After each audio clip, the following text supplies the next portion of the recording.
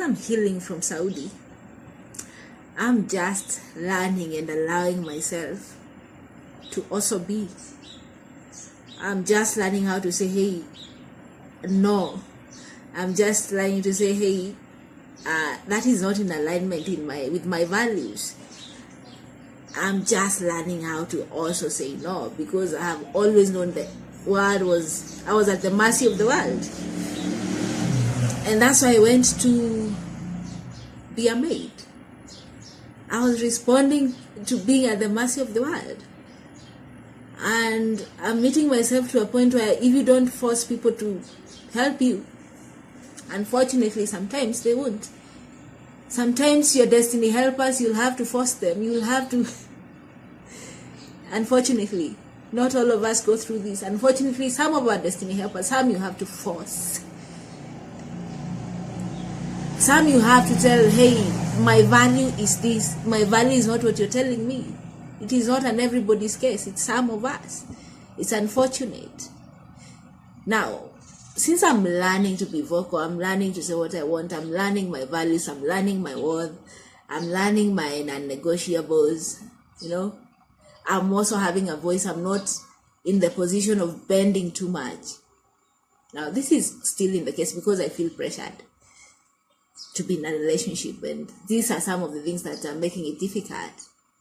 For example, when I wanted to start a business, I located a space that was open. I spoke with the owners. There, we had to break in, a lot had to be done. There was painting. I had to do a lot of work. I had decided that was what I was going to do. I was not backing out.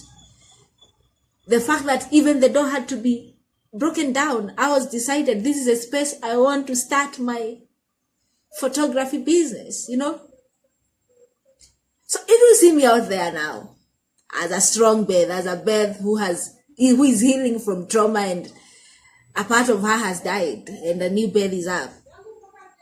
If you really see me, I'm no longer taking weak signals, weak cues.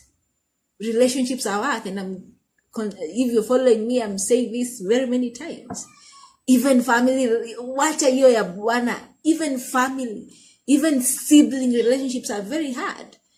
You have to be intentional. You have to have boundaries. You have to say no. You have to say, I do this, I do that. So I'm saying I'm no longer taking weak signals. You have to come up to me with a plan. You have to be strong. And since men are saying, we are leaders, we are the head, I want to see that. You cannot come to me and expect me to plan my own date.